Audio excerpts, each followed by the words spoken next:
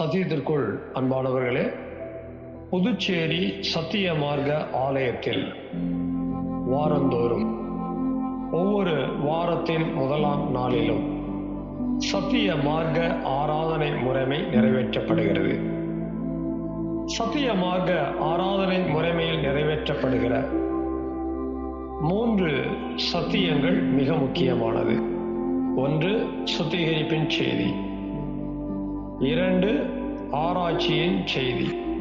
3, சத்திய தேவ செய்தி.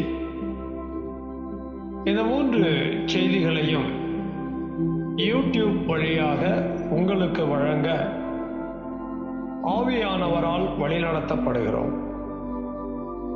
இன்றைக்கும் நீங்கள் கேட்கிற இந்த சத்திய செய்தியினை கவனமாக கேளுங்கள். கருத்தாக சத்தியத்தின் ஆழங்களை கண்டுபிடியுங்கள். கேட்கிற சத்தியத்தின் அடிப்படையிலே உணர்ந்து அதை உங்களுடைய தனிப்பட்ட குடும்ப பொது ஊழிய வாழ்க்கையிலே கைகொண்டு வாழ்வதற்கு சத்திய தேவனுக்குள் வார்த்தைக்குள் பிரயாசப்படுங்கள். சத்திய தேவன் தாமே உங்கள் ஒவ்வொருவரையும் ஆசீர்வதிப்பாராக. இந்த சத்திய செய்தியை கேட்பதோடு மாத்திரமல்ல, ஒவ்வொரு செய்திக்கும் உங்களுடைய லைக் எங்களுக்கு ரொம்ப முக்கியமாக இருக்கிறது. அதுபோல உங்களுடைய கமெண்ட்ஸ் எங்களுக்கு தேவையாக இருக்கிறது.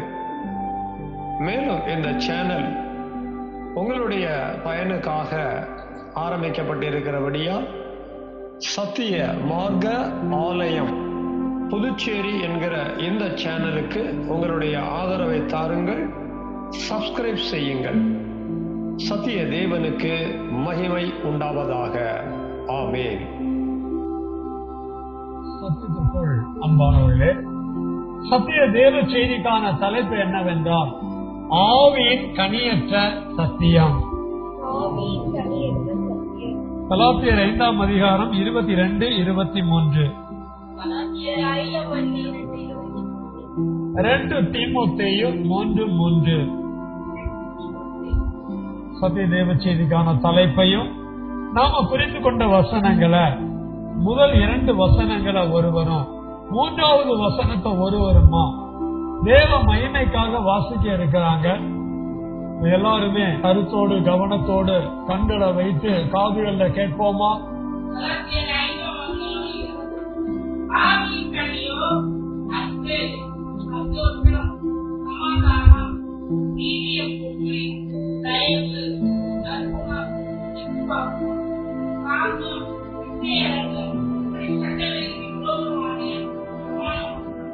வாசிக்கப்பட்டதான வேத வசனங்களில் ஆவியின் கனி 9 ஸ்தியம் எழுதப்பட்டிருக்கிறது.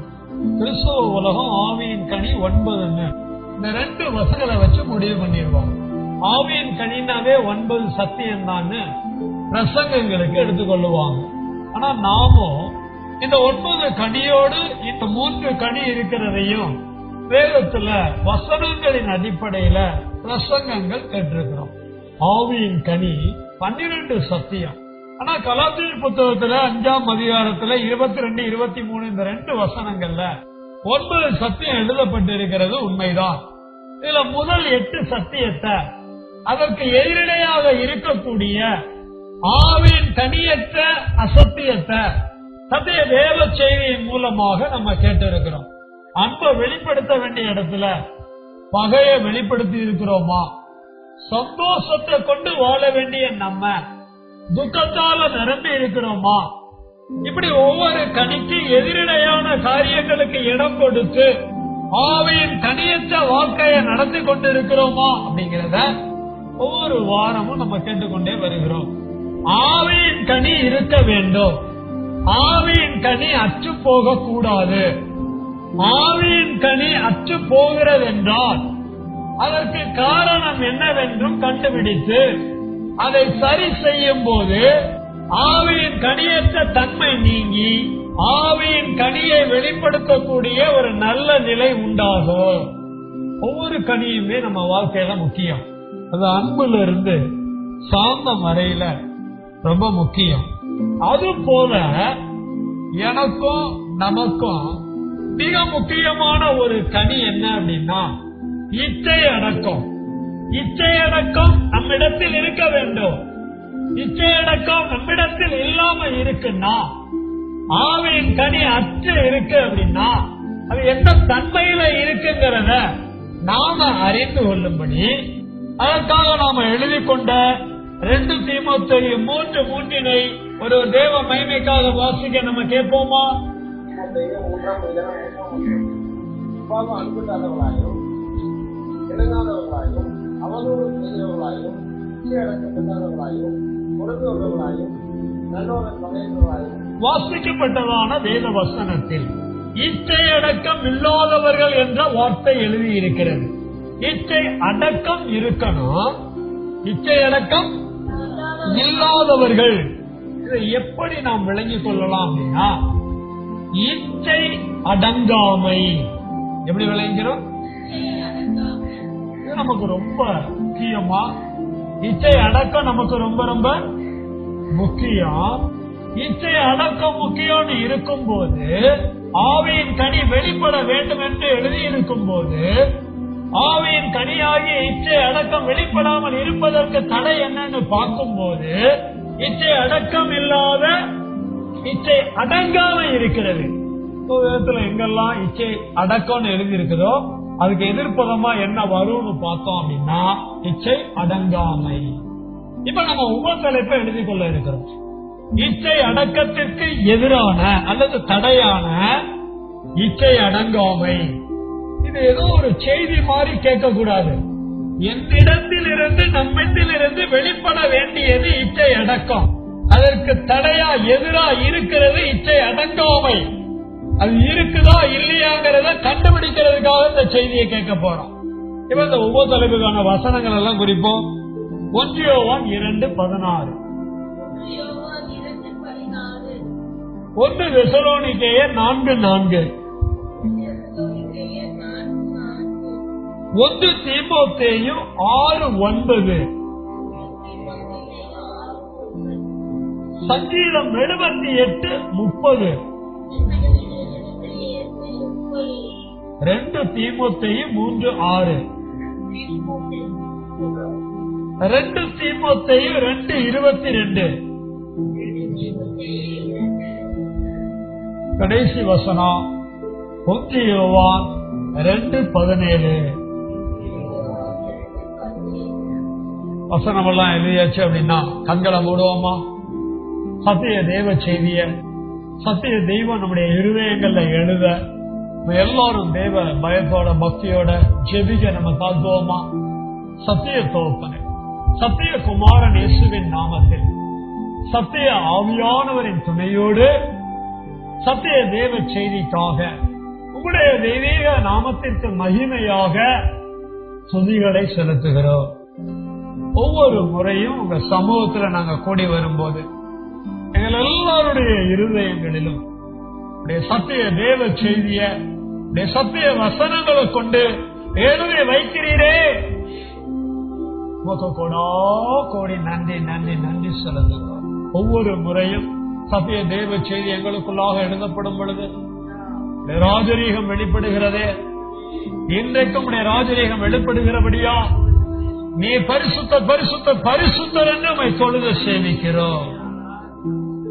ஆவியின் கனியற்ற சத்தியத்திலே இச்சை அடக்கம் இருக்க வேண்டிய இடத்திலே இச்சை அடங்காம எங்களிடத்தில் இருக்கிறதா இல்லையா என்பதை கண்டுபிடித்து நாங்களும் மனம் திரும்ப வேண்டிய நல்ல தீர்மானம் எடுத்து வாழ வேண்டிய சத்தியத்தை அறிந்து உணர்ந்து ஒப்பு கொடுக்க சத்திய தேவ செய்தி எங்களோடு பேசும்படி செவிக்கிறோம்.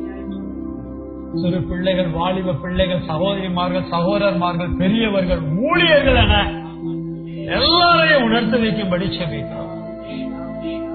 சத்தியத்தை கேட்டறிகிற நாங்கள் நல்ல தீர்மானம் எடுத்து புதிய உடன்படிக்கையின் சத்தியவானாக சத்திய மாற்றத்தானாக வாழ எங்களை வழிநடத்தும்படி செவிக்கிறோம். சத்திய இயேசுவின் நாமத்தில் சத்திய ஆவியான் தனியோடு செபிக்கிறோம். சத்தியம் உள்ள பிதாவே, ஆமென், ஆமென். சத்திய வார்த்தையாகிய பிதா, குமாரன், பரிசுத்த ஆவியானவராயிருக்கிற தேவனுடைய தெய்வீக நாமத்திற்கு சகல துதியும் கனமும் மகிமையும் உண்டாவதாக. ஆமென். பிதாவாகிய தேவனுடைய இரக்கமும் குமாரனாகிய இயேசுவினுடைய கிருபையும் பரிசுத்த ஆவியானவருடைய சமாதானமும் தேவனுடைய வார்த்தையினால் நமக்குள் பூரணமாய் உண்டாயிருப்பதாக. ஆமென். சத்தியத்திற்குள் அன்பானவர்களே, சத்திய மார்க்கத்தாராக, சத்திய மார்க்க சபைக்குள்ளாக, சத்திய தேவனுடைய ராஜ்யத்திலே, சத்திய தேவனுடைய ராஜ்யத்தின் புத்திரர்களாக, புத்திரிகளாக நாம் வைக்கப்பட்டிருக்கிறோம். நாம் அவருடைய ராஜ்யத்தின் பிள்ளைகள் என்பதற்கு அடையாளம் நம்மிடத்தில் ஆவியின் கனி வெளிப்படுத்தப்பட வேண்டும். ஆவியின் கனி என்பது வார்த்தையின் கனியாக இருக்கிறது.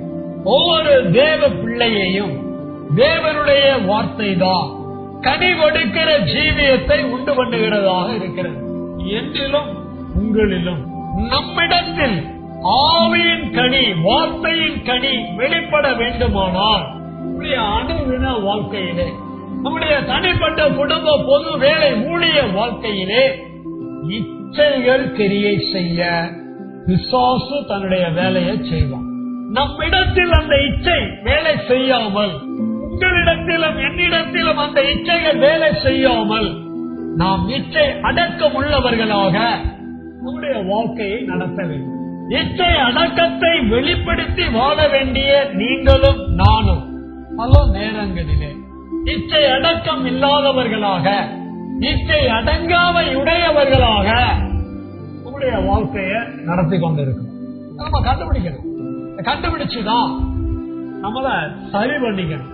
நான் என்னைய சரி பண்ணிக்கணும். நம்ம ஒவ்வொருத்தரும் நம்மை சரி பண்ணிக் கொள்ள வேண்டும். இச்சை அடங்க இருக்க வேண்டிய இடத்துல இச்சை அடங்காமை இருக்கிறது.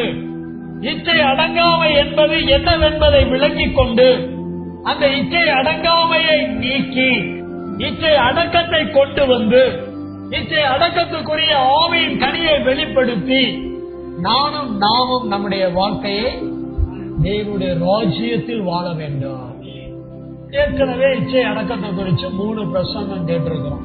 அந்த பிரசங்கம் இப்ப நமக்கு ஞாபகம் இருக்குதா அப்படின்னு பார்த்தா இருக்குன்னு சொல்ல முடியாது.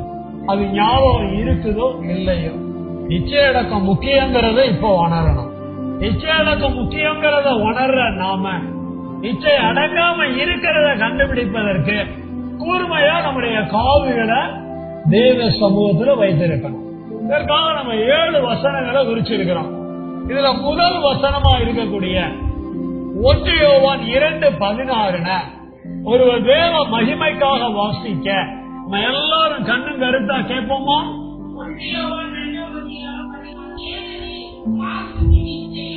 1, 2, 3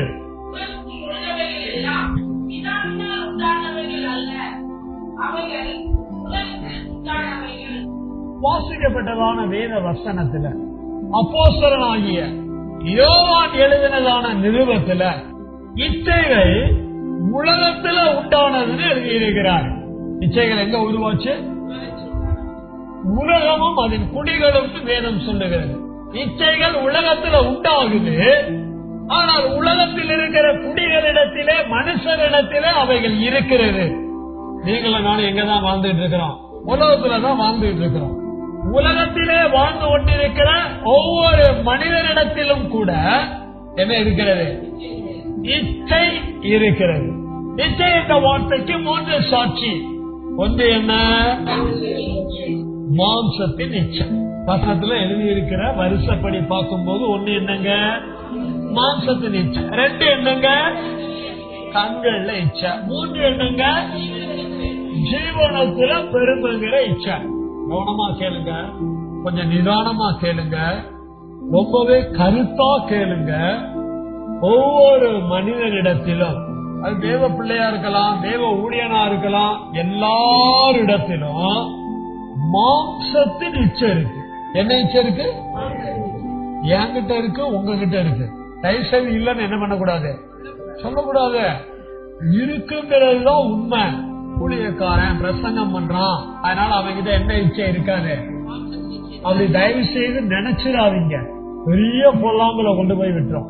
நான் ரட்சிக்கப்பட்டு பல வருஷம் ஆகுது, சபையில பெரிய பொறுப்புல இருக்கிறேன், சபையில ரொம்ப முக்கியமான ஆளு, ரெகுலரா சபைக்கெல்லாம் வந்துருவேன், நான் முந்தின விசுவாசி, மூத்த விசுவாசி, நீ எப்படி வேணா இருந்துட்டு போ, ஆனா உங்ககிட்ட இச்சை இல்லைன்னு மட்டும் என்ன பண்ணிடாத, நினைச்சிடாத. என்கிட்டையும் உங்ககிட்டையும் மாம்சத்தின் இச்சை இருக்கு. அதே மாதிரி கண்ணுலயும் என்ன இருக்கு இருக்கு. அதே மாதிரி ஜீவனத்திலையும் என்ன இருக்கு, பெருமை இச்சை இருக்கு. எதுவுமே என்கிட்ட இல்லன்னு தயவு செய்து யாருமே கனவுல கூட நினைச்சிடாதீங்க. 3 இருக்கு, 1 2ன்னு சொல்லக்கூடாது. 3.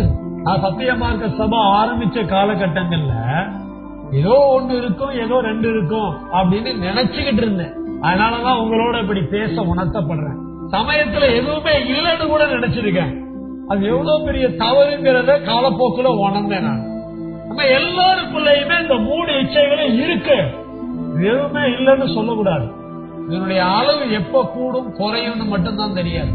பைக்ல ஆக்சிலேட்டர் இருக்கா, வாகனத்துல ஆக்சிலேட்டர் இருக்கா இல்லையா, அந்த ஆக்சிலேட்டர்ல நம்பர் இருக்கா இல்லையா, அது திரும்பும் போது ஆக்சிலேட்டரை அமுக்கும் போது திருகும் போது நம்பர் வருமா வராதா? 10லயும் போகும், 20லயும் போகும், 100ல 100க்கு மேலேயும் என்ன பண்ணும். இந்த மாதிரி இந்த இச்சைகள் நமக்குள்ள இருக்கு. அதை எப்ப திருகுவோம், எப்ப அதிகமா மிதிப்போன்னு நமக்கு தெரியாது. சில நேரத்துல ஒரே அமுக்கு 120 அவன் தெரியும். ஆமா, ஆனா நம்ம என்ன தெரியுமா நினைப்போம், ஐயோ தூய்மையான, துப்புரவான, பரிசுத்தமான, அதிபரிசுத்தமான, அப்படியெல்லாம் ரொம்ப யோசிப்போம் நம்மளை பத்தி. கொஞ்சம் கவனமா சத்தியத்தை கேளுங்க. இச்சைகள் நமக்குள்ள இருக்கு. அது மாம்சத்து நிச்சயா இருக்கு, கண்கள் நிச்சயா இருக்கு, ஜீவனத்தின் பெருமையா இருக்கு. மாம்சத்து நிச்சயம் உடம்புல இருக்கும், கண்களின் நிச்சய ஆத்துமாவோடு கனெக்ட் ஆகி ஆத்துமாவில வேலை செய்யும். ஜீவனத்தின் பெருமை ஆவியோட கனெக்ட் ஆகி ஆவியில அது வேலை செய்யும். நேரம் பார்த்து இதெல்லாம் தலை தூக்கும். சோ நம்ம கிட்ட இது எப்ப வெளிப்படும்னு சொல்லவே முடியாது.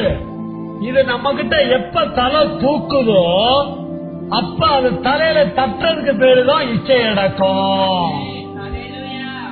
என்ன பிரச்சனைன்னு பாத்தீங்கன்னா, தலையில தட்ட வேலைய செய்யறது இல்ல. யார் தலையில? கணவன் தலையில தட்டுறோம், மனைவி தலையில தட்டுறோம், பிள்ளைய தலையில தட்டுறோம், பெற்றோர் தலை, மத்தவங்க தலையில எல்லாம் தட்டுறோம். எல்லா தலையில என்ன பண்றோம், தட்டதான் செய்யறான். அடுத்தவங்க தலையில கைய வைக்கிறான், அடுத்தவங்க தலைய தட்டுறோம். ஆனா நமக்குள்ள இருக்கிற இச்சை எழுப்பும் போது அதை என்ன பண்றது கிடையாது, அதை அடக்கிறது கிடையாது. எத்தனை முறை எத்தனை இடங்கள்ல அதை அடக்காம அந்த இச்சைக்கு இடம் கொடுத்து இச்சை அடங்காம வேலை செஞ்சிருக்கு. இப்ப கண்டுபிடிச்சு நம்ம என்ன பண்ணணும், இன்னைக்கு கருத்தா மனம் திரும்ப. இப்ப அடுத்த வசனம் வாசிக்க போறோம்.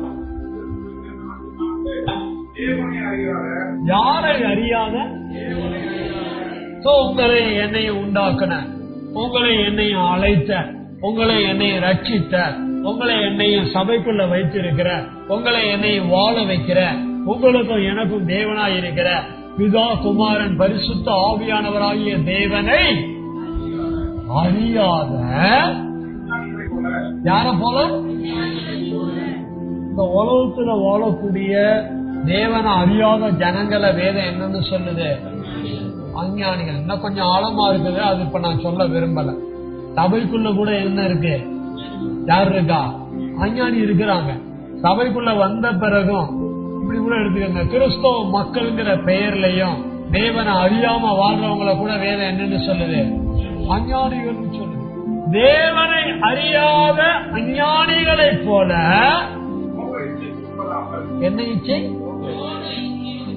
மோக இச்சை.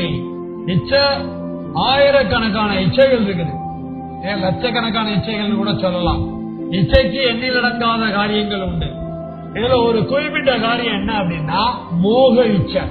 இந்த மோக இச்சை என்கிட்ட எழும்புதோ, வேதத்துல மோக இச்சை எழுப்புன ஒரு நபரை நம்ம பார்க்கலாம். பழைய ஏற்பாட்டுல பாத்தீங்க அப்படின்னா தாவீதனுடைய குமாரனை பார்க்கலாம். தாவீதின் குமாரன் யாரு, சாலமோன நமக்கு தெரியும். சாலமோன் மட்டும்தான் தாவீதுக்கு குமாரனா? அப்சலோம் இருந்திருக்கிறான், அப்புறம் அம்மோன் இருந்திருக்கிறான். இந்த அம்மோனை பத்தி கேள்விப்பட்டிருக்கீங்களா? இல்ல பாஸ்டர், அவன் எங்க இருக்கிறான்னு தெரியல பாஸ்டர், அவனை பத்தி எல்லாம் கேள்விப்படல பாஸ்டர். பைபிள் படிச்சாதானே. அம்மோன்கிற கேரக்டர் எங்க இருக்கு? பைபிள்ல இருக்கு. அம்மோனுக்கு அப்சலோம் வந்து ஒரு சகோதரன். அப்சலோமுக்கு நல்ல அழகான ஒரு தங்கச்சி இருந்திருக்கான். அவ பேர் என்ன? தாமார். நீங்க முற்பிதாக்களின் காலங்கள்ல இருந்த தாமார் எடுத்துக்காதீங்க. அப்சலோமுக்கு ஒரு தங்கச்சி இருந்தா அவன் பேர் என்ன? தாமார். நல்ல வேலை அந்த காலகட்டங்கள்ல நம்ம எல்லாம் அங்க இல்ல. அவ எப்படி இருந்திருக்கிறானா? அழகா இருந்திருப்பான். தாமார் ரொம்ப அழகா இருப்பான். யாரு பாக்குறா அப்படின்னா அம்மோன் பாக்குறான். எப்படி பாக்குறான் அப்படின்னா முதல்ல ஆசையா பாக்குறான். கொஞ்சம் போக போக அந்த ஆசை அவனுக்குள்ள ஒரு விருப்பமா மாறுது. யார் மேல? தங்கச்சி மேல. ஒரு 7வது 8வது நான் படிக்கும் போது ஒரு பையன் என்கிட்ட வந்து சொன்னான், ஏரிகரைக்கு போயிருந்தேன்டா அப்படின்னா. அதுக்கு இப்ப என்னடா அப்படின்னா, தூரத்துல இருந்து பார்த்தேன்டா ஒரு உள்ள ரொம்ப அழகா போயிட்டு இருந்துச்சு அப்படின்னா. அப்புறம் அப்படின்னா நானும் பின்னாலேயே போனேன் அப்படின்னா. அது ஏரிகரை வந்து வெளியே வருது, நானும் வெளியே வர்றேன். அப்படியே திரும்பி ஓடிட்டேன்டா அப்படின்னா. ஏன்டா அப்படின்னா, என் தங்கச்சிடா, அடிக்கடி வாங்கினியா அப்படின்னு. நான் ஓடிட்டேன். சோ ரொம்ப தூரத்துல இருந்து யார அவன் ரசிச்சு பார்த்திருக்கிறான்? சொந்த தங்கச்சி. 40 வருஷத்துக்கு முன்னாடி நான் கேட்டதை இப்ப சொல்றேன். ஞாபகம் இருக்கு. தங்கச்சி மேல அவனுக்கு என்ன வந்திருக்கு? மோகம். அழகா எதையாவது பார்த்தா என்ன வருது? மோகம் வருது. கல்யாணம் பண்ணி வச்சிருப்பாங்க, மனைவி இருப்பாங்க, கணவன் இருப்பாங்க. ஆனா பக்கத்து வீட்டுக்காரன் மேல ஒரு நினைப்பாவே இருக்கும், பக்கத்து வீட்டுக்காரி மேல ஒரு நினைப்பாவே இருக்கும். அதுக்கு பேர் என்ன? மோகம். மனைவி முகத்தை பார்த்தா பக்கத்து வீட்டுக்காரி முகம் தெரியும். தப்பா எடுத்துக்காதீங்க, நமக்கு புரியறதுக்காக இந்த உதாரணங்கள் கொடுக்கப்படுகிறது. இங்க யார பத்தியும் சொல்லல, நமக்கு இந்த சத்தியம் விளங்கணும். அப்சலோமினுடைய சகோதரி அம்மோன் பார்க்கிறான், அழகா இருக்கிறான், ஆசை வருது, திரும்ப திரும்ப பார்க்கணும்னு விருப்பம் வருது. ஒரு கட்டத்துல அவகிட்ட தப்பு பண்ணணுங்கிற மோகம் வேலை செய்யுது. பக்திக்கு எதுவா கேட்கணும்? எப்படி கேட்கணும்? தேவ பக்திக்கு எதுவா சத்தியத்தை கேட்கணும். மோகம் என்பது தேசித்தனத்திற்குள்ளாக நடக்கும்.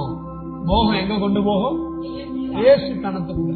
இன்னைக்கு பேப்பரை பார்த்தோம் அப்படின்னா, நியூஸ கேள்விப்பட்டோம் அப்படின்னா, எத்தனை ஊழியக்காரன் தேசித்தனம் பண்றான், எத்தனை விசுவாசிகள் வேசித்தனம் பண்றாங்க. சமீபத்துல போன மாதம் என்னுடைய தாயார் சொன்னாங்க, ஒரு ஊரை சொல்லி அந்த ஊர்ல இருக்கிற ஒரு பாஸ்டர் நம்ம வீட்டுக்கெல்லாம் வருவாருல்லப்பா, அந்த பாஸ்டர் கூட இப்படி கல்யாணம் எல்லாம் பண்ணி வச்சாருல்லப்பா. ஒரு குறிப்பிட்ட நபரை சொல்லி, ஆமாமா என்னமா விஷயம் அப்படின்னு. அவரு கூட இல்ல அழகான ஒரு மனைவி, 2 நல்ல பசங்க. ஆமாமா அதெல்லாம் எனக்கு தெரியுமா அப்படின்னு. அவர் சபை கூட நம்ம போயிருக்கோமே, கன்வென்ஷன்லாம் வச்சிருக்கிறாரு. அப்பவே கிட்டத்தட்ட ஆயிரக்கணக்கான ஜனங்களை கூப்பிட்டு கன்வென்ஷன் எல்லாம் நடத்தினாரு. 27 வருஷத்துக்கு முன்னாடி நம்ம எல்லாம் போனோமே. அதெல்லாம் உண்மைதான்ப்பா. அந்த சபையில வந்த ஒரு பொண்ணு அவருமா கிளம்பிட்டாங்கப்பா. மனைவி பிள்ளைகளை விட்டுட்டு என்ன பண்ணிட்டாரு? வேசித்தனம் பண்ணிட்டாரு, கிளம்பி போயிட்டாரு. சபைக்கு வந்த ஒரு நபரோட மோகம், வேசித்தனம் நடந்தது. சபைக்கு வந்த நபர் வந்து தேவனை அறியாம இருந்ததுனால என்ன இச்சைக்கு இடம் கொடுத்தாச்சு? சபைய நடத்தக்கூடிய ஊழியக்காரன் தேவனை அறியாம வாழ்ந்ததுனால இச்சை அடக்கத்தோட வாழ வேண்டியவன் மோக இச்சைக்கு உட்பட்டு இச்சை அடங்காம இருந்தபடியினால வேசித்தனம் பண்ணியாச்சு. போன வாரம் எனக்கு ஒரு குறும்படம் எடுக்கக்கூடிய ஒரு டைரக்டர் எனக்கு ஒரு வீடியோ கிளிப் அனுப்பியிருந்தார். ஏன் அனுப்பியிருந்தார் அப்படின்னா, அவருக்கு டெய்லி நான் வந்து வசனம் அனுப்புவேன். ஓ நீ ரொம்ப பரிசுத்தமான ஆளோ, எனக்கு வசனம் அனுப்புறியோ, பாரு உங்க கிறிஸ்தவங்க பண்ற வேலையை பாருன்னு சொல்லி அவர் எனக்கு ஒரு வீடியோ அனுப்பியிருந்தார். அதுல ஒரு கிறிஸ்தவ மத தலைவர் என்ன பண்றாரு அப்படின்னா, ஒரு பெண்ணோட இங்க பாருங்க இப்படி கையோட கை கோத்துக்கிட்டு ஒரு கேபரே டான்ஸ் ஆகுது. அதை அனுப்பி வச்சுட்டு, உங்க ஆளுங்க எப்படி இருக்கிறாங்க பாத்தியா, நீ மட்டும் எப்படி இருப்ப அப்படிங்கிற மாதிரி அவருக்கு எனக்கு என்ன பண்ணி இருக்கிறாரு? அனுப்பிச்சிருக்கிறார். ஒரு மோக இச்சைக்கு உட்பட்ட ஒரு நபர் செய்த செயலை எனக்கு அனுப்பி வச்சிருக்கிறார். நான் உடனே அதுக்கு ஒரு டெக்ஸ்ட் மெசேஜ் அனுப்பினேன். அந்த ஆளால ஏற்றுக்கொள்ள முடியல. அடுத்த நாள் ஒண்ணு அனுப்புறாரு, பாரு உங்க ஆளுங்க நிலைமை பாரு எப்படி இருக்குது. அதுக்கெல்லாம் கரெக்டான விவரங்கள் அழகா வசனத்துல இருந்து எடுத்து டைப் பண்ணி அவருக்கு அனுப்பி விட்டுட்டே இருந்தேன். அப்ப அவர் புரிஞ்சுக்கிட்டாரு, இவனுங்க ஆளுகளை பத்தி எல்லாம் அனுப்புனா வேலைக்கு ஆகாதுன்னு சொல்லி இன்னைக்கு காலையில எனக்கு அனுப்பி வச்சிருக்கிறாரு ஒரு பெரிய ஒரு லிஸ்ட். அதை படிச்ச உடனே எனக்கு அதிகமா இன்னும் தேவன் மேல அறிவு உண்டு, தேவன் மேல இன்னும் அதிகமான விருப்பம் உண்டானது, தேவனுடைய சத்தியத்தின் மேல அதிகமான நேசம் உண்டானது. காரணம் தெய்வத்தை அறிஞ்சிருக்கிறோம், தெய்வ கிருபை. சரி, இது எதுக்காக சொல்ல வர அப்படின்னா, தேவனுடைய ஊழியர்களோ தேவ ஜனங்களோ இன்னைக்கு சர்வ சாதாரணமா இச்சை அடங்காம இருக்கிறதுனால இச்சை அடக்கத்தை வெளிப்படுத்த முடியாம என்ன இச்சைக்கு உட்பட்டு இருக்கிறாங்க, மோக இச்சைக்கு உட்பட்டு இருக்கிறாங்க. ரொம்ப கவனமா வெளியே தெருவ போங்க வாங்க, அழகா யாரையாவது பார்த்துட்டு உங்களை பறிகொடுத்துறாதீங்க, உங்க வாழ்க்கைய வீணாக்கிறாதீங்க, இச்சை அடக்கம் இல்லாம வாழ்க்கையை நடத்திடாதீங்க. எச்சரிக்கை தேவை. அடுத்த வசனம்,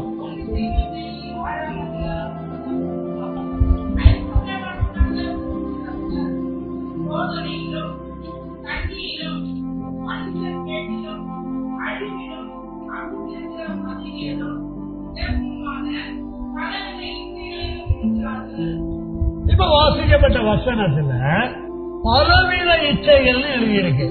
ஒரு இச்சை இல்ல, ரெண்டு இச்சை இல்ல, ஒன்றுக்கும் மேற்பட்ட பலவித இச்சைகள். நம்முடைய வாழ்க்கையில நாம் இச்சிப்பதற்கு உரிய ஒன்றல்ல இரண்டல்ல பலவிதமான காரணிகள் இருக்கத்தான் செய்கிறது. அதுல ஒன்று என்ன அப்படிங்கறத இந்த வசனமே நமக்கு வெளிப்படுத்துது. ஐஸ்வர்யம். ஒண்ணு என்னங்க, யாரு தான் ஐஸ்வர்யவானா மாறணும்னு விரும்புறானோ அவனை என்ன மாதிரியான இச்சை பிடிக்கும் அப்படின்னா, ஐஸ்வர்யம் என்கிற இச்சை. பணத்து மேல என்ன வரும், இச்சை வரும். நிலத்து மேல என்ன வரும், இச்சை வரும். பொருள் மேல என்ன வரும், இச்சை வரும். ஏதாவது ஒரு வீட்டுக்கு போவாங்க, அந்த வீட்டுல பாத்தீங்கன்னா ஒரு வித்தியாசமான சோஃபா போட்டிருப்பாங்க. அந்த சோஃபாவை பார்த்தா எப்படி இருக்கும், ஒரு ராஜ கலையா இருக்கும். நம்ம வீட்டுல இருக்கிற சோஃபா எப்படி இருக்கும், சாதாரணமா இருக்கும். இப்ப உடனே என்ன பண்றது, அந்த சோஃபாவை எப்படி என்ன பண்ணி ஆகணும், வாங்கி ஆகணும். நம்ம வீட்டுல இருக்கிற சோஃபா எவ்வளவுன்னா 12,000, அந்த வீட்டுல இருக்கிற சோஃபா எவ்வளவுன்னா 3 லட்சம். நம்ம வருமானம் வருஷமே 1 லட்சம் தான். நம்ம வருமானம் என்னங்க, ஒரு வருஷமே எவ்வளவுதான், 1 லட்சம் தான். இப்ப அதெல்லாம் சிந்திக்கிறது கிடையாது. வீட்டுல என்ன இருக்கணும், அந்த வீட்டுல இருக்கிற மாதிரியே சோஃபா இருக்கணும். என்ன பிரச்சனைனா, வீட்டு வழியா உள்ள கொண்டு போக முடியாது. ஆனா அந்த வீட்டுல நமக்கு என்ன உள்ள இருக்கணும், அந்த சோஃபா வந்து இருக்கணும். நம்ம வேணா ஒண்ணு செய்வோமா, வீட்டுக்காரங்க கிட்ட சொல்லி ஒரு அடி வாசலை பெருசாக்க சொல்லுவோமே, அதுக்கு என்ன செலவு, அது வீட்டுக்காரங்க தானே பாத்துக்க போறாங்க. வீட்டுக்குள்ள வசதியா ஒரு பொருள் என்ன பண்ண முடியல, கொண்டு வர முடியல. அதை இடிச்சு கட்டினா அவனுக்கு ஒரு 50,000 செலவு. நீ 3 லட்சம் ரூபாய்க்கு சோஃபா வாங்குறதுக்கு அவனுக்கு 50,000 செலவு. ஏன் லட்சம் கூட செலவாகலாம். அது செய்வானா செய்ய மாட்டானா அடுத்த விஷயம். இப்படி எல்லாம் யோசிக்கணும் பாருங்க. விருப்பம்னு வார்த்தை வருதா இல்லையா? ஒரு சோஃபாவுக்கு என்னெல்லாம் விரும்புறோம். நம்ம கிட்ட பேங்க்ல எவ்வளவு அக்கௌண்ட்ல பணம் இருக்குன்னு போய் பார்த்தா 999 ரூபா. சரி, இப்படி சொல்லுவோமா, 6,999 ரூபா. இவ்வளவுதான் நம்ம அக்கௌண்ட்ல இருக்குது. இப்ப நம்ம ஃப்ரெண்ட் அக்கௌண்ட் தெரியும், அக்கௌண்ட்ல என்ன இருக்குன்னு ஒரு கட்டம் தெரியுது. அவருக்கு என்ன அப்படின்னா 7,07,999 வச்சுக்கோங்க, இருக்கு, தெரிஞ்சு போச்சு. இப்ப நம்ம என்ன நினைக்கிறோம், அவருடைய ஜிபே குறியீட்டு என்ன தெரிஞ்சா போகுதுன்னு நினைக்கிறோம். என்ன இச்சை, பண இச்சை, ஐஸ்வர்யம் வேணுங்கிற இச்சை. பாஸ்டர் இதெல்லாம் எனக்கு இல்ல பாஸ்டர், தயவு செய்து சொல்லிடாதீங்க. அதுக்கு இன்னும் என்ன அமையல, ஒரு நேரம் அமையல. இன்னைக்கு வரை அந்த இச்சை இல்லைன்னு நினைச்சுக்கிட்டு இருக்கிறோம்னா அதுக்கான என்ன அமையல, நேரம் அமையல, சூழ்நிலை அமையல. அதான் உண்மை. போன வாரம் ஒரு வீடியோ பார்த்தேன், எப்ப பார்த்தாலும் இதே சொல்லி பார்த்தேன். உண்மை என்னமோ தெரியல, கரெக்டா வந்து அமையுது. ஒரு சின்ன வயசு பாப்பா அப்படியே நடந்து வருது. அதுக்கு மிஞ்சி போனா ஒரு 10 வயசு இருக்குன்னு நினைக்கிறேன். ஒரு காருக்கு பின்னால நின்னுகிட்டு ஒருத்தர் என்ன பண்றான்னா பர்ஸ் அப்படி கீழே போட்டுட்டு ஒளிஞ்சு நின்று பாக்குறான். அந்த பாப்பா நடந்து வருது. நடந்து வந்த உடனே அது என்ன பண்ணுது, அந்த பர்ஸை எடுத்து பாக்குது. உள்ள பார்த்தா கத்தையா பணம் இருக்கு. உடனே அந்த பணத்தை அதுக்குள்ள வச்சுட்டு அதை மடிச்சு அவனுடைய பேக்ல இருந்து ஒரு சின்ன பைய எடுத்து அந்த பையில அந்த பணத்தை போட்டு அதை மடிச்சு அந்த காரை திறந்து அந்த காருடைய சைடுல என்ன பண்ணுது, அப்படி தொங்குற மாதிரி வச்சுட்டு அந்த காரை கடந்து போகுது. உடனே அந்த ஆள் என்ன பண்றாரு, அந்த பொண்ணு பின்னாடியே போறாரு. அது என்ன பண்ணுது அப்படின்னா ஒரு கடை வாசல்ல போகுது. கடை வாசல்ல போனோம்னா எப்படி ஒரு டேபிள்ல போய் அது என்ன பண்ணா உட்காருன்னு சொல்லிட்டு இவர் முன்னாடியே போயிட்டு எந்த டேபிள்கிட்ட போக போகுதுங்கிற புரிஞ்சுக்கிட்டு ஒரு அனுமானத்துல அந்த டேபிள் கிட்ட என்ன பண்றாரு, அதே பர்ஸ திரும்ப போடுறாரு. இந்த பொண்ணு என்ன பண்ணுது, மறுபடியும் அந்த பணத்தை எடுத்து யாருகிட்ட கொடுக்கலாம்னு இப்படியே பாக்குது. இவர் இந்த பிள்ளை தேடுதுன்னு தெரிஞ்சுக்கிட்டு இவர் என்ன பண்றாரு, கீழே இப்படி பாக்குறாரு. உடனே இந்த பர்ஸ் உங்களுக்கு கேக்குது. ஆமா அப்படின்னு என்ன பண்றாரு, பர்ஸ கையில வாங்குறாரு. வாங்கினதுக்கு அப்புறம் என்ன சொன்னாருன்னா, பாப்பா நான் உனக்கு ஏதாவது வாங்கி கொடுக்க ஆசைப்படுறேன் அப்படின்னு. ஓ உங்க இஷ்டம், உங்களுக்கு விருப்பம் ஏதாவது வாங்கி கொடுங்க அப்படின்னு. நான் சாப்பிடதான் வந்திருக்கேன். உடனே அவர் அங்க என்ன வேணும்னு கேட்கிறாரு, ஆர்டர் பண்றாரு. அந்த பிள்ளை சாப்பிடுது. சாப்பிட்டுட்டு இருக்கும்போது பின்னால பேக் என்ன பண்ணுது, அந்த பிள்ளை பேக போட்டுட்டு சாப்பிட்டுட்டு இருக்குது. இவர் முன்னாடியே சாப்பிட்டு முடிச்சுட்டு நான் கை கழுவிட்டு வரேன் பாப்பான்னு சொல்லிட்டு பின்னால போய் அந்த பேக நைஸா திறந்து அதே பர்ஸ் அந்த பிள்ளைங்களுடைய பேக்ல என்ன பண்றாரு போடுறாரு. போட்டுட்டு இவர் வெளியே கிளம்பி போயிடுறாரு. பிள்ளை எங்க போயிடுது, வீட்டுக்கு போயிடுது. வீட்டுக்கு போனதுக்கு அப்புறம் பேக நடந்து பார்த்தா என்ன இருக்கு, பர்ஸ் இருக்கு, பணம் இருக்கு. அந்த பிள்ளை 2 முறை வேண்டாம் வேண்டாம்னு இச்சைக்காம அதை என்ன பண்ணிச்சு, இச்சை அடக்கத்தோட, இச்சை அடங்காமைக்கு இடம் கொடுக்கல. அந்த பொண்ணு அந்த பணம் வேணாம் வேணாம்னு சொல்லுச்சு. சின்ன பிள்ளைங்க எனக்கு ஆச்சரியமா இருக்கு. நான் கூட அந்த பக்கம் போனேன்னா பர்ஸ்ல கிடைச்சிருந்தா பண்ணிருப்பேன், போயிட்டு வந்தாலும் தூக்கிட்டு வந்திருப்பேன். அவ்வளோ பணம் இருக்கு. ஸ்தோத்திரம். அந்த பிள்ளை வேணாம் வேணாம்னு தூக்கி ஒதுக்கி சொன்னோம்னா அந்த பிள்ளை பேக்ல போட்டோம்னா அந்த பிள்ளைக்கு வீட்டுல போய் பார்த்தா ஆச்சரியம், அந்த பிள்ளைக்கு அந்த பணம் கிடைச்சு. சோ நீ இச்சையா ஒரு பணத்தின் மேல இடம் கொடுத்து இச்சை அடக்கத்துக்கு இடம் கொடுக்காம இச்சை அடங்காமைக்கு இடம் கொடுத்து அந்த பணத்தை நீ மோகிச்ச அப்படின்னா, அந்த பணத்தை நீ எடுத்துக்கிட்ட அப்படின்னா பின்னால உனக்கு பெரிய ஆபத்து வரும். ஒரு சின்ன பிள்ளைக்கு அறிவு இருக்குங்க. ஒரு தேவ பிள்ளைக்கு, தேவ ஜனத்துக்கு, தேவனுடைய ஊழியனுக்கு அப்படிப்பட்ட அறிவு வருதா? ஒரு முறை நான் ஏற்கனவே பல முறை சொல்லி இருக்கிறேன். இவ்வளவு நீளம் இருக்கும் தங்க கட்டி கொண்டு வந்து எங்க அப்பா கிட்ட ஒருத்தர் கொடுத்துட்டாரு. 2 பேர் வந்தாங்க ஆந்திரால இருந்து வந்து கொடுத்துட்டாங்க. கொடுத்துட்டு எவ்வளவு வித்து தர முடியுமோ வித்து தந்தினா நான் போயிட்டே இருந்தேன். 10 லட்சம் வைங்களேன், நீ 50,000 கொடுத்தீங்கன்னா கூட வாங்கிட்டு போறேங்கிறான். நானும் ஓகேன்னு சொல்லி அதை வித்துட்டு அவங்கிட்ட 50,000 கொடுத்துட்டு மீதிக்காக வச்சு நினைச்சுங்க நான் ஜெயிலுக்குள்ளதான் இருந்திருப்பேன். கத்தனை காத்தாவா இல்லையா, நீ எனக்கு சும்மாவே இதை கொடுத்துட்டு போனீங்கன்னா கூட எனக்கு வேணாம்ப்பா, முதல்ல எடுத்து இடத்த காலி பண்ணுன்னு சொல்லி அனுப்பிச்சு வச்சோம். எங்க வாழ்க்கையில நடந்தது. ஐஸ்வர்யவான்களாக விரும்புறோம். ஆரம்பத்துல விருப்பம் தான் இருக்கும், பின்னால என்னவா மாறும், இச்சையா மாறும். இச்சை அடக்கத்தை எடுத்து போடும், இச்சை அடங்காமையா வேலை செய்யும். அது மதுவேடான செயலை செய்ய வைக்கும். ஒரு கட்டத்துல நம்முடைய வாழ்க்கையவே ஒண்ணு இல்லாம ஆக்கிடும். சோ பண விஷயத்துல ரொம்ப எச்சரிக்கை வேண்டும். ஒவ்வொரு நாளும் எனக்கு என்ன தேவையோ அதை என் தெய்வம் கொடுப்பார். அடுத்த வசனம்,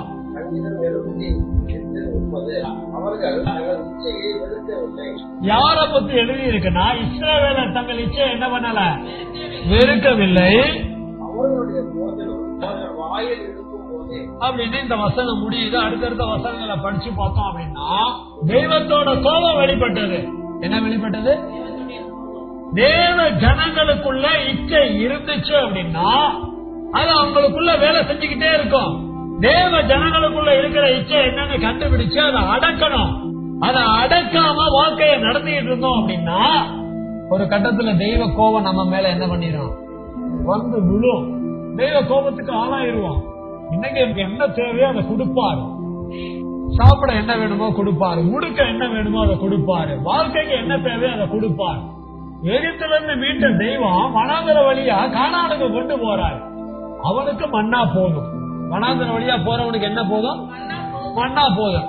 எகிப்துல பாருங்க, அங்க கடுமையா உழைச்சானுங்க. அவங்க கடுமையா உழைச்சதுக்கு அவங்களுக்கு என்னெல்லாம் கிடைச்சது, மாம்சம் எல்லாம் கிடைச்சது, கடின ஆகாரம் எல்லாம் கிடைச்சது.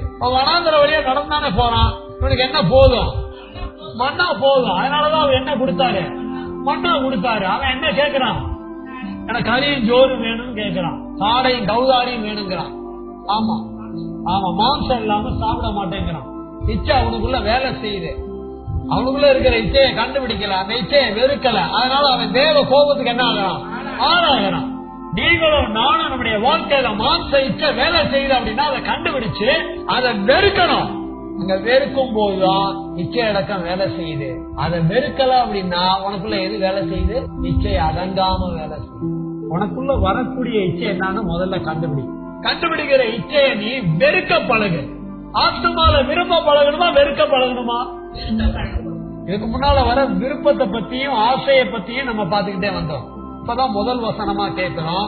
இச்சை நமக்குள்ள வருது. அது பண இச்சை வருதோ, அது மாம்சத்தின் இச்சை வருதோ, அது வேசித்தனத்துக்கு கொண்டு போகக்கூடிய இச்சை வருதோ, எது வருதோ அதை வெறு. உனக்குள்ள வர்ற இச்சைய நீ வெறுக்கக்கூடிய உணர்வுக்கு நீ வரல அப்படின்னா உன்கிட்ட என்ன வேலை செய்ய ஆரம்பிச்சிடும்? இச்சைய அடங்காம வேலை செய்ய ஆரம்பிச்சிடும். தான் நல்லா புரிஞ்சுக்க வேண்டிய விஷயம். பெருமை எலும்புதா, அத வெறு. கண்ணுல இச்சை எலும்புதா, அத வெறு. மாம்சத்தின் இச்சை எலும்புதா, அத வெறு. இப்ப உன் வீட்டு வாசல்ல ஒரு பெரிய பாம்பு வருதுன்னு வச்சுக்க. வாங்க ராசா, வாங்க வாங்க வாங்க, உள்ள வாங்க உள்ள வாங்க, இதான் ஹாலு, வாங்க வாங்க வாங்க வாங்க, அங்கிட்டு போவாங்க, இங்கிட்டு வாங்க இங்கிட்டு வாங்க. முதல்ல ஹாலை பாருங்க, ஹாலை நல்லா சுத்தி பாருங்க. அப்புறமே நான் பெட்ரூம் காட்டுறேன், அப்புறம் கிச்சன் காட்டுறேன். கிச்சன்ல வந்து சாப்பிடலாம். எங்க மனைவி நல்ல கோழி குழம்பு வச்சிருக்கிறாங்க, நான் பிளேட்ல எடுத்து வைக்கிறேன், சாப்பிடுங்க. சாப்பிட்டதுக்கு அப்புறம் வாங்க பெட்ல வாங்க, 2 பேரும் படுப்போம். அப்புறம் என்ன நச்சுன்னு போடுங்க. கறி சாப்பிட்டு நல்லா போடலாம். புரியுதா புரியலையா? வாசலுக்கு வரும்போதே வெறு. கண்ணுல இச்சை வரும்போதே வெறு. வெறுத்தினா திரும்ப திரும்ப பாப்பியா? பார்க்க. நீ விருப்பமா இருந்தாலும் திரும்ப திரும்ப என்ன பண்ணுவ? பாப்ப. விருப்பம் இருக்குதுன்னா இச்சை அடங்காம இருக்கு. வார்த்தையை கவனிக்கணும். விருப்பம் இருக்குதுன்னா இச்சை அடங்காம இருக்குது.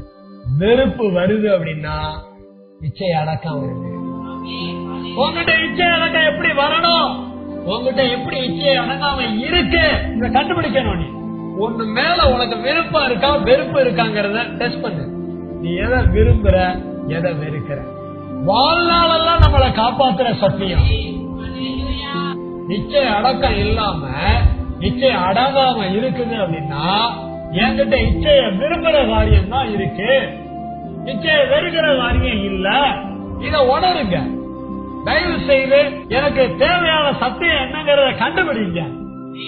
நல்ல தீர்மானம் எடுக்கணும். அடுத்த வசனம்.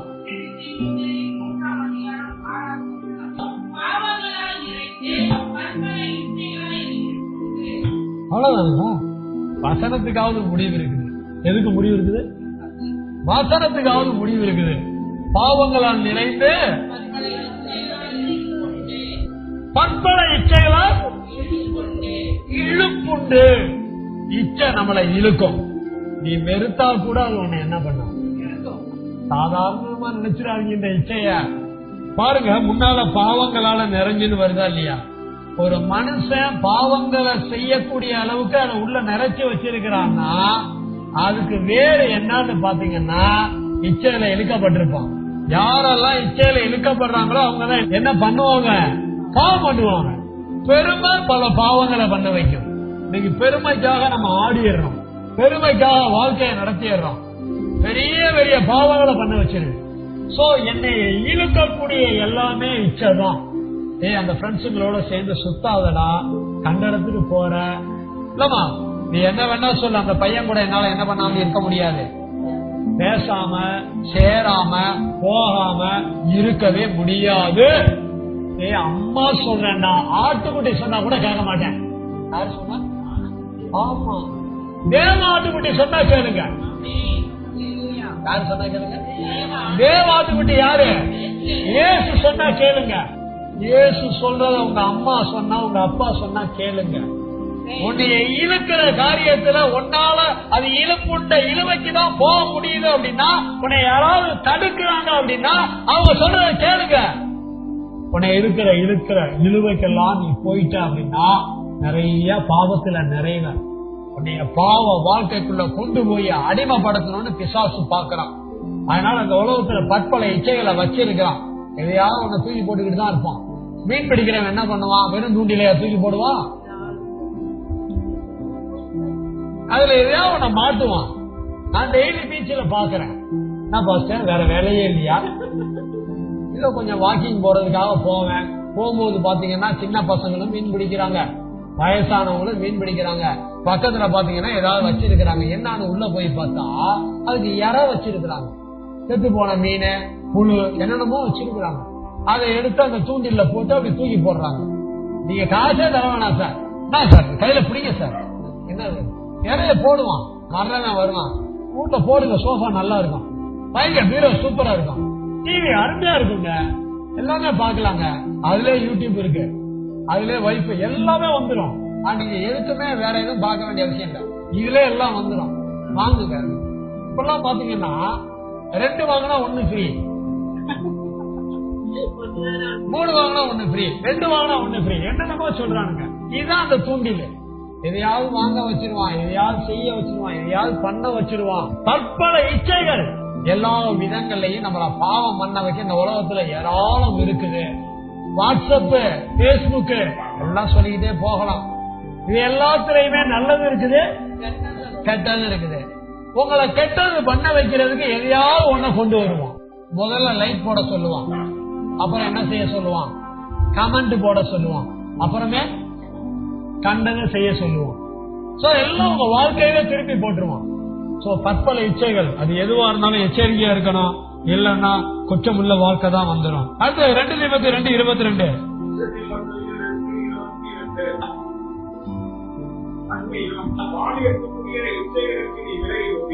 என்ன போட்டிருக்கு?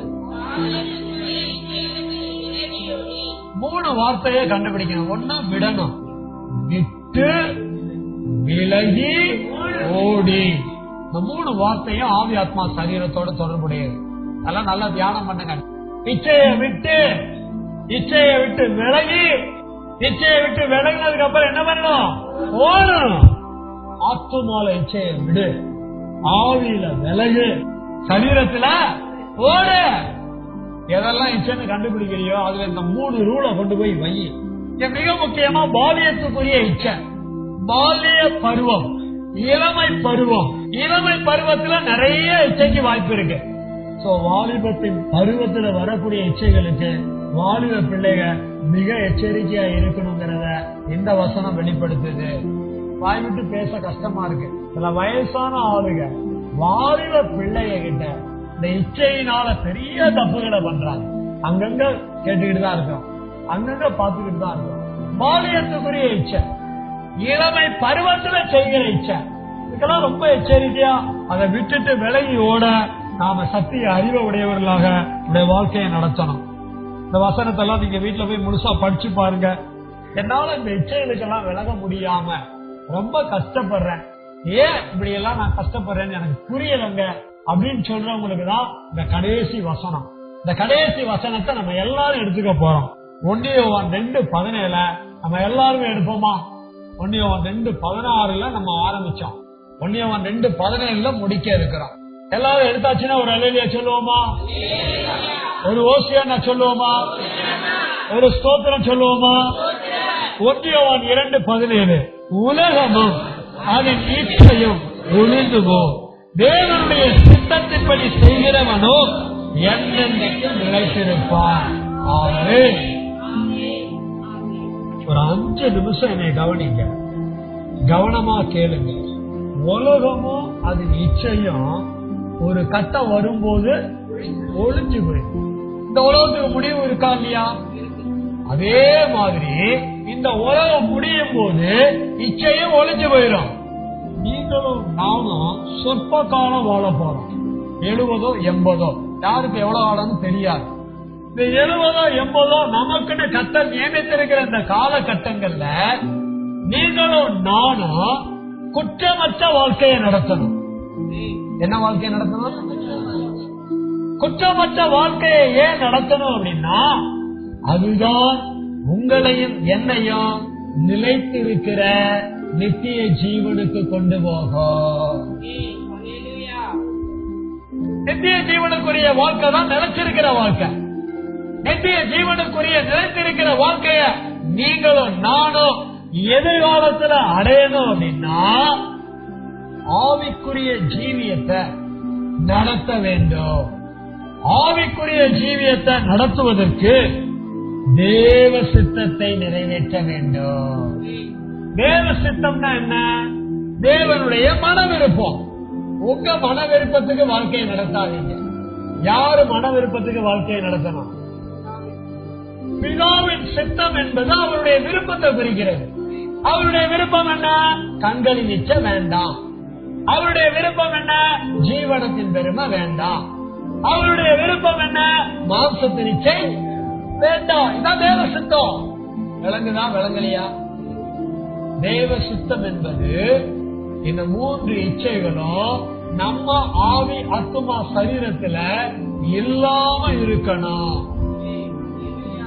இல்லாம இருக்கணும் மீன்ஸ் என்ன அப்படின்னா, இந்த 3 இச்சைகளும் நமக்குள்ள இருக்கு. அது வேலை செய்யாம அந்த இச்சைகளை வெறுத்து, அந்த இச்சைகளை விட்டு, அந்த இச்சைகளை விலகி, அந்த இச்சைகள் இருந்து ஓடி, இச்சை அடங்காமை நீங்கி இச்சை அடக்கத்தோடு வாழ வேண்டும். இன்னும் 1-2 நிமிஷம் இந்த கவனமா கேளுங்க. இங்கதான் ரகசியம் இருக்கு. இங்கதான் நீங்களும் நானும் விளங்கிக் கொள்ளக்கூடிய முடிவு இருக்கு. கண்களின் இச்சையை நான் ஆளுகை செய்ய வேண்டும். என் ஆத்துமா கண்களின் இச்சைய என் ஆத்துமால கொண்டு வரும்போது என் ஆத்துமா என்ன பண்ணணும்? அதை ஆளுகை செய்யணும். அது உன்னைய ஆளுகை செய்யக்கூடாது. கண்களின் இச்சை என்னை ஆளக்கூடாது. கண்களின் இச்சைய நான் என்ன பண்ணணும்? ஆளணும். நான் ராஜாவா கண்களின் இச்சைய ஆளணும். கண்ணு பாக்குற பக்கமெல்லாம் என் மனசு பெயரக்கூடாது. என் மனசு சொல்லணும், அதை பார்க்காத, அதை என்ன பண்ணாத, பார்க்காத அப்படின்னு என் மனசு சொல்லணும். இயேசுவுக்கு சொல்லிச்சா இல்லையா? எங்க 40 நாள் உபவாசம் எடுத்து முடிச்ச பிறகு பிசாசு வந்து உலகத்தை ராஜ்யத்தை இயேசு கிட்ட காமிக்கும் போது இயேசுடைய கண்கள் அதை பார்க்க சொல்றான். அப்ப இயேசு என்ன சொல்றாரு? அவர் ஆத்துமால என்ன சொல்றாரு? இந்த கண்களின் இச்சைக்கு இடம் கொடுக்காத. அது மறைஞ்சு ஹிட்டனா வருது, அங்க வெளிப்படையா இல்ல. நான் உங்கள்ல பணிஞ்சு விழுந்துருவேன்னு நினைக்காத, உன் தேவனாய கர்த்தர் ஒருவருக்கு அப்படிங்கறத அவங்கிட்ட வெளிப்படுத்த முடிஞ்சது. இயேசு மட்டும் கண்ணுல பார்த்துட்டு அதை பற்றிய சிந்தையோட இருந்திருந்தா இயேசு இந்த வார்த்தையை சொல்லி இருக்க மாட்டாரு. அவங்க என்ன பண்ணி இருக்கலாம்? விழுந்திருக்க வாய்ப்பு இருந்திருக்கு. புரியுதா புரியலையா? நம்ம இருதயம் என்ன செய்யணும்? கண்களின் நிச்சய ஆள வேண்டும். அதுதான் நிச்சய அடக்கத்தை கொண்டு வரும். அடுத்தபடியாக ஜீவனத்தின் பெருமை மேல என்னுடைய ஆவி அதிகாரம் பண்ண வேண்டும். ஜீவனத்தின் பெருமையை என்னுடைய ஆவி என்ன பண்ணணும்? அதிகாரம் பண்ணணும். என்னுடைய சரீரம், இதெல்லாம் இன்னைக்கு தேவ ஜனங்க கிட்ட இல்ல. என்னுடைய சரீரம் மாம்சத்தின் இச்சைகள் மேல வல்லமையுடையதாக விளங்க வேண்டும். எல்லாம் உங்களுக்கு புரியுமா புரியலையா? எனக்கு தெரியல. யோசிங்க. இச்சை அடங்காமை அப்படின்னா உங்க இருதயத்துல ஆளுகை இல்லை. இச்சை அடங்காமை அப்படின்னா உங்க ஆவியில அதிகாரம் இல்லை. இச்சை அடங்காமை அப்படின்னா உங்க சரீரத்துல என்ன இல்ல? இச்சைகளை மேற்கொள்ளக்கூடிய வல்லமை இல்ல. என்னைக்காவது ஆத்மால இச்சையை ஆளக்கூடிய அந்த ஆளுகையை கொண்டு வரணும்னு நினைச்சிருக்கிறோமா? என்னைக்காவது ஆவியில இச்சையை அதிகாரம் பண்ணக்கூடிய அந்த அதிகாரத்தை கொண்டு வரணும்னு சொல்லி என்னைக்காவது யோசிச்சிருக்கிறோமா? என்னைக்காவது சரீரத்துல மாம்சத்தின் இச்சைய அது வேலை செய்யாம இருக்க பண்ணக்கூடிய வல்லமையை கொண்டு வரணும்னு நினைச்சிருக்கிறோமா? எல்லாம் நினைக்கிறது இல்லையே. அதனாலதான் இச்சை அடங்காம நமக்குள்ள வேலை செய்யுது. அது நம்ம ஆத்மாவை ஆளுது. அது நம்ம ஆவியை அதிகாரம் பண்ணுது. அது நம்முடைய சரீரத்தை வல்லமை வளர்ச்சி வேலை செய்யுது. நம்முடைய ஆவி ஆத்மா சரீரம் இச்சை அடக்கத்துக்குரியதாக வரணும். இச்சை அடங்காமை நீங்க வேண்டும் என்பதே இன்றைக்கு நம்மோடு தேவன் பேசின சத்திய தேவ செய்தியாக இருக்கிறது. ஒன்னையும் நம்ம அதிகமா சிந்திக்கணும். ஒன்னையும் அதிகமா ஆராயணும். ஒன்னையும் அதிகமா நம்ம தேடணும். அப்பதான் இதெல்லாம் நமக்கு வெளிப்படும். இச்சை அடக்கத்தை ஆவியின் கனியா வெளிப்படுத்த தடையாக இருக்கக்கூடிய இச்சை அடங்காமைய குறிச்சு நம்மோட பேசின தெய்வத்துக்கு மகிமையா நம்ம நன்றி சொல்லி ஒப்பு கொடுத்து வாழ நல்ல தீர்மானம் எடுக்க போறோம். எல்லாரும் எழுதி நிக்கலாமா? எல்லாரும் எழுதி நில்லுங்க. மற்ற காரியங்களை பத்தி எல்லாம் அப்புறமே சிந்திச்சுக்கலாம். நிலைத்து இருக்கிற நித்திய ஜீவனுக்குரிய வாழ்க்கைய எனக்கு தீர்மானம் பண்ணக்கூடிய சத்தியத்தை தெய்வம் என்னோட பேசி இருக்கிறாரு. நான் கேட்ட சத்தியத்தை எனக்குள்ள மறுபடியுமா திருப்பி பார்த்து இன்னைக்கு நான் என்ன தீர்மானம் எடுக்கணும்? சின்ன பிள்ளைகள்ல இருந்து வாலிப பிள்ளைகள்ல இருந்து சகோதரிமார்கள் இருந்து சகோதரன்மார்கள் இருந்து எல்லாருமே மனம் திரும்ப வேண்டிய நேரத்துல ஒண்ணு ஒண்ணா அப்படியே நினைவுக்கு கொண்டு வரலாமா? நாம கேட்ட முதல் வசனத்துல இச்சை என்பது மாம்சத்தின் இச்சை, கண்களின் இச்சை, ஜீவனத்தின் பெருமைன்னு சொல்லி கேட்டோம். இந்த இச்சையெல்லாம் உலகத்துல உண்டானதுன்னு சொல்லி கேட்டோம். இது தேவனால உண்டாகலங்கிறத கேட்டோம். நீங்களும் நானும் தேவனால உண்டாக்கப்பட்டிருக்கிறோம். ஆதாம் ஏவாள் பிசாசினால உண்டான இச்சைக்குள்ளாக வந்தாங்க. அந்த இச்சை நம்ம பிறக்கும் போதே நம்ம கிட்ட ஒட்டிக்கிட்டு வந்துருச்சு. அப்படி நம்ம கிட்ட ஒட்டிக்கிட்டு வந்த அந்த இச்சைகள் மாம்சத்தின் இச்சையா, கண்களின் இச்சையா, ஜீவனத்தின் பெருமையா நமக்குள்ள இருக்கு. நமக்குள்ள இருக்கிற இந்த இச்சைகள் தான் சில நேரங்கள்ல மோக இச்சையா நம்மை தூண்டுது. சில நேரங்கள்ல பலவித இச்சைகளா நம்ம கிட்ட வெளிப்படுது. சில நேரங்கள்ல பற்பல இச்சைகளா நம்மளை இழுக்க பார்க்குது. அம்மோன போல நம்ம ஆத்துமா இருக்கா? இல்ல யூதாச போல நம்ம ஆவி இருக்கா? இல்ல வேதத்துல எழுதப்பட்டிருக்கிற எத்தனையோ இச்சை நிறைஞ்ச பாத்திரம் போல நம்முடைய சரீரம் இருக்குதா? சிம்சோனுடைய வாழ்க்கைய பாருங்க. எவ்வளவு பெரிய பலசாலி, கடைசியில் அவன் கண்ணெல்லாம் குருடாயி அவன் நிலைமை எப்படி வேறு விதமா மாறி போச்சு. எல்லாரும் அவனை வேடிக்கை காட்டுற அளவுக்கு ஆயிடுச்ச. பிசாசு பற்பல இச்சைகளால உங்களை என்னையும் இழுப்புட்டு போக பண்ண பார்ப்பான். எதற்காக? உங்களையும் என்னையும் அந்தந்த வயசுக்குரிய, அந்தந்த காலத்துக்குரிய அந்தந்த இச்சைகளை வெளிப்படுத்தி உங்களையும் என்னையும் கெடுக்க பார்ப்பான். மனிதனா வாழ வைக்க பார்ப்பான். எப்படியோ நம்ம ஆவியை மீறுதலுக்குள்ள, ஆத்துமாவை அக்கிரமத்துக்குள்ள, நம்ம சரீரத்தை பாவத்துக்குள்ள கொண்டு போக வைக்க, நம்ம கிட்ட இச்சை அடக்கம் இல்லாத ஒரு வாழ்க்கையை கொண்டு வர பார்ப்பான். எனக்கு இச்சை அடக்கம் வேணுமே, என்கிட்ட ஆவியில இச்சை அடங்காம இருக்குதா? என் ஆத்துமாவில இச்சை அடங்காம இருக்குதா? என் சரீரத்துல இச்சை அடங்காம இருக்குதா? என் ஆத்துமாவை இச்சை ஆவிய செய்தா? என் ஆவிய இச்சை அதிகாரம் பண்ணுதா? என் சரீரத்தை இச்சை வல்லமைய மேற்கொள்ளுதா? என்ன உணர்த்தும் ஆவியானவரை? ஒவ்வொரு நாளும் நம்முடைய தனிப்பட்ட வாழ்க்கைய, நம்முடைய குடும்ப வாழ்க்கைய, நம்முடைய பொது வேலை ஊழிய வாழ்க்கைய இச்சை அடக்கத்தோடு வாழ வேண்டுமே. இச்சை அடங்காமே நாம் வெறுக்க வேண்டுமே. இச்சை அடக்கத்தை கெடுக்கிறதுக்கு இச்சை அடக்காம என்கிட்ட இருந்துச்சு அப்படின்னா அதை விட்டு விலகி ஓடக்கூடிய வேத சட்ட விதிகளை எனக்குள்ள கொண்டு போய் வைக்கணுமே. இதுவரை வைக்காம இருந்திருக்கிறேனா? அதனாலதானே பாடாப்படுகிறேன், அதனாலதானே வேதனைக்குள்ளாக போறேன், அதனாலதானே வேசித்தனத்துக்குள்ளாக இழுக்கப்படுறேன், அதனாலதானே மோக இச்சையினால வேகிறேன். வேசித்தனம் வேண்டாம், விபச்சாரம் வேண்டாம், காம விகாரம் வேண்டாம், மோகம் வேண்டாம், துரி இச்சை வேண்டாம், கெட்ட இச்சை வேண்டாம், மானியத்துக்குரிய இச்சை வேண்டாம்னு சொல்லி இன்னைக்கு வெறுக்கலாமா? அப்படிப்பட்ட வெறுக்கக்கூடிய உணர்வை வாலிப பிள்ளைகளுக்கு தாரும் ஆண்டவரே, சகோதரிமார்களுக்கு தாங்க ஆண்டவரே, சகோதரமார்களுக்கு தாங்க ஆண்டவரே. இதையெல்லாம் தெய்வத்துக்கிட்ட கேட்கலாமா? நல்ல ஒரு உணர்வுக்குள்ள வந்தோம்னா நல்ல ஒரு தீர்மானம் எடுக்க வேண்டாமா? இச்சை அடங்காமைய நான் வெறுத்து போட்டு, இச்சை அடங்காமைய என்னை விட்டு நீக்கி, இச்சை அடக்கத்தோட என் ஆவி ஆத்மா சரீரத்துல வாழ என்னை ஒப்பு கொடுக்கிற ஆண்டவரேன்னு சொல்லி ஒரு நல்ல தீர்மானம் எடுக்கலாமா? தீர்மானம் எடுத்த ஒவ்வொருவருக்காகவும் நம்முடைய மேய்ப்பர் அவர்கள் செபிப்பா.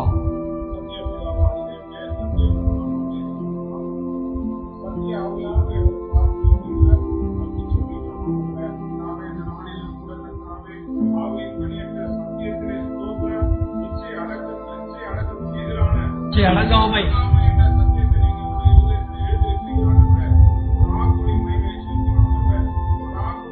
நன்றி செலுத்துகிறோம், சேமிக்கிறோம். ஆமாண்டவரே ஸ்தோத்திரா. ஆமென். ஸ்தோத்திரா. செபிக்கிறோம். ஸ்தோத்திரா. ஸ்தோத்திரா. ஆமென்.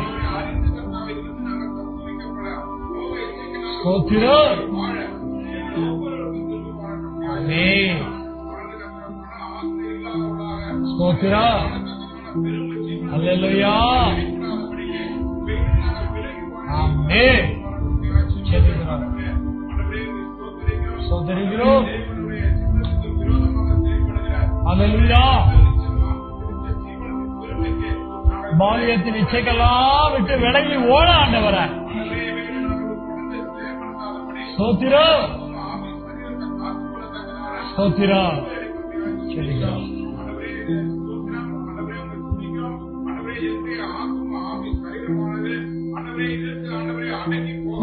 அல்லேலூயா.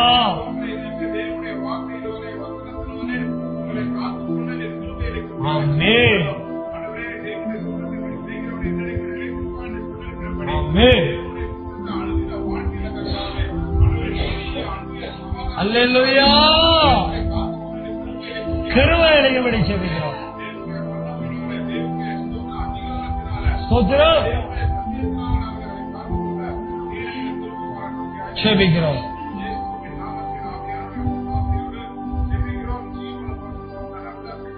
ஆமென். ஆமென்.